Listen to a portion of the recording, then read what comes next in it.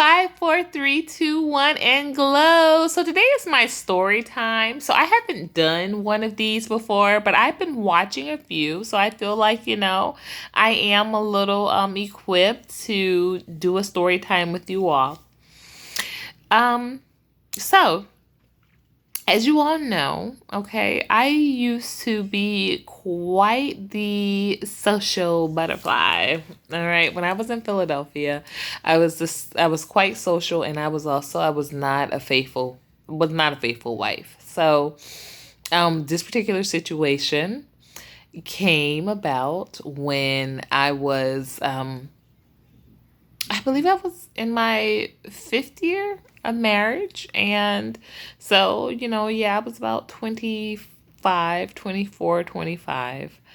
Um, and my ex-husband was out of town. He was away on um, it was a training related to, he was a professor prior to him being, a lawyer full time, and they had a training for people that would administer tests or what have you. So he was away.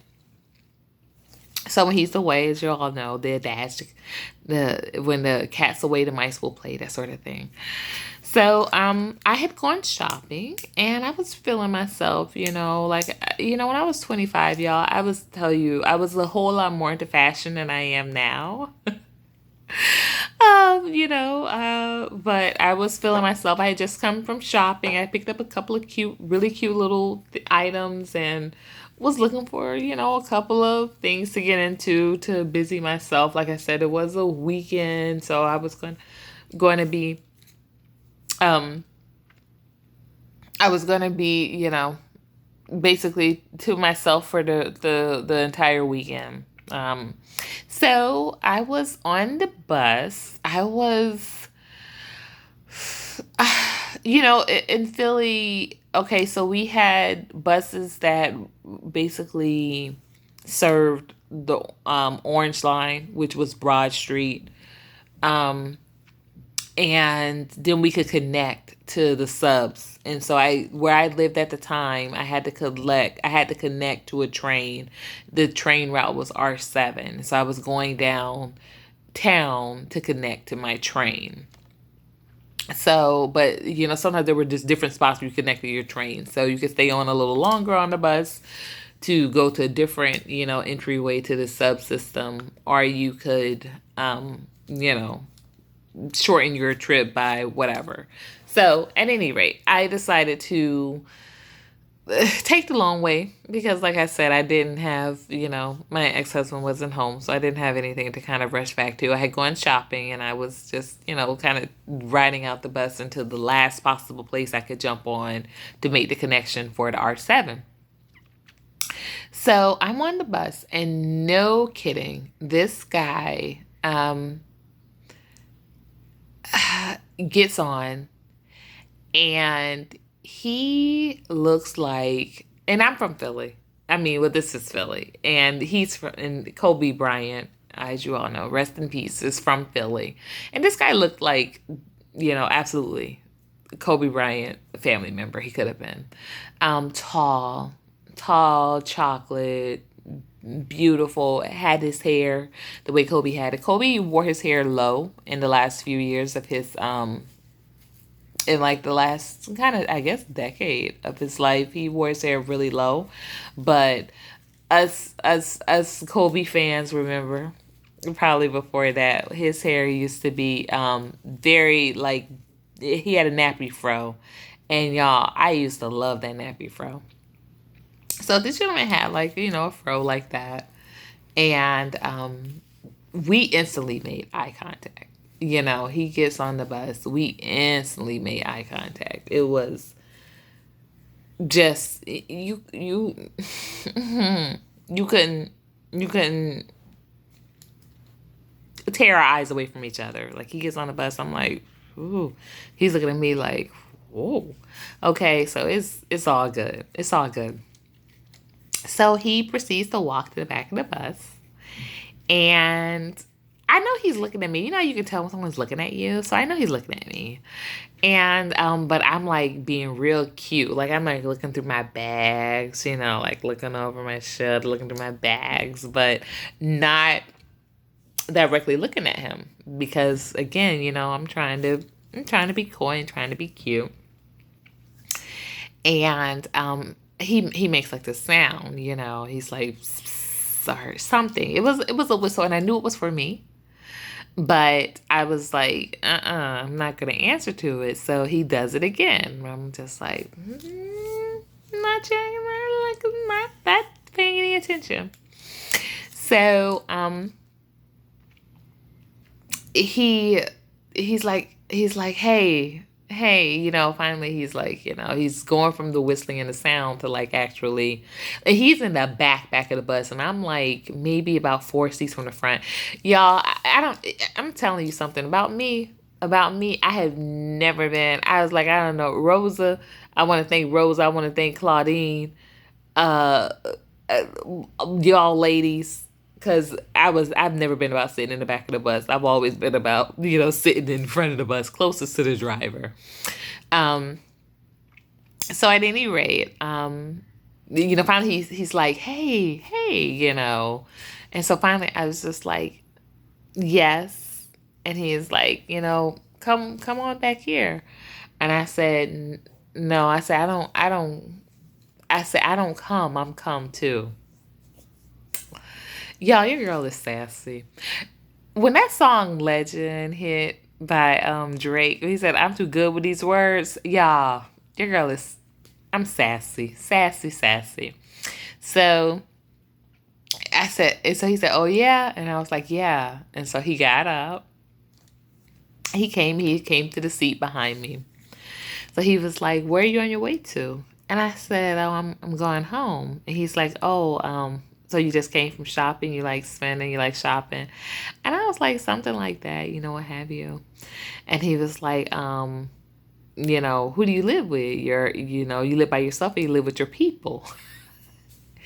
And okay, so Philly circa 2005, living with your people was, you know, basically, and I think they still say that now. It's just that I don't know what the lingo is now, but that was basically like a way of saying, hey, do you live with someone?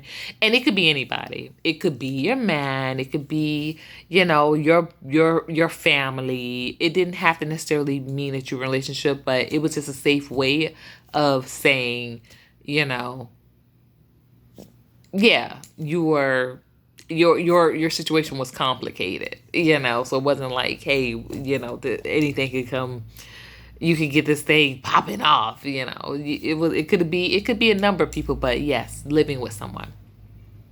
So I said, yeah, I live with my people, you know. And so he was like, well, what are you getting into tonight? And I was just like, you know, nothing. Just kind of probably gonna get some Chinese, maybe rent a movie from Blockbuster. Y'all know I'm telling my age, right? When I say Blockbuster. So, he was like, well, you know, I'm gonna be up around, you know, the area that he said was kind of close to where I lived, even though I hadn't told him where I lived. So I thought that that was kind of interesting that he was like, I'm gonna be around this area tonight. There's gonna be a party. Do you want to come through? And I was like, you know, yeah, that sounds cool. I guess I could come through. And you know, I don't do house parties, guys. I just never have. I wasn't really allowed to when I was younger. So in my adult life, you know, outside of the things that, like I said, my ex-husband and I used to go to, and there would be house parties and things, you know, of that nature, but it wasn't like I was like, you know, into them, so to speak. Like I never really was into them, but you know, it sounded like a cool idea. I didn't have anything to get into that night. So we're talking, you know, chit chatting, and he was like, you know, you got, you know, really, really nice lips, you know that?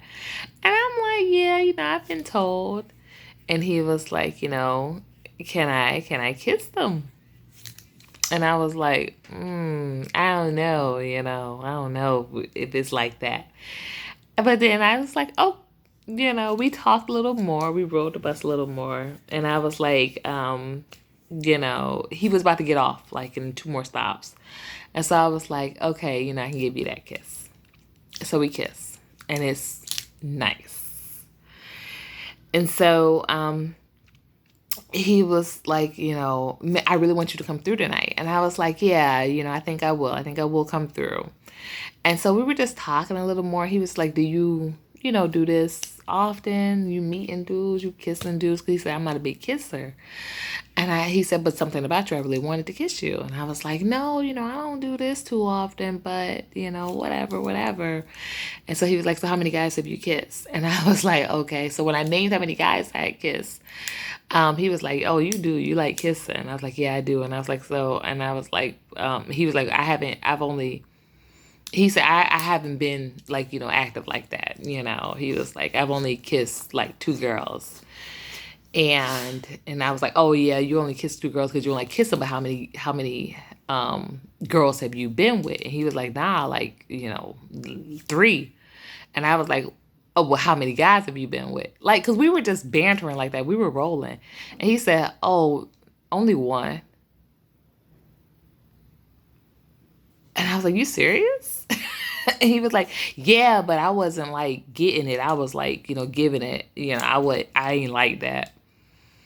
And I was like, wow.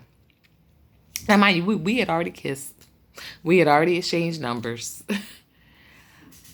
But I was floored. I was really floored. Now, needless to say, I didn't make it to that party that night.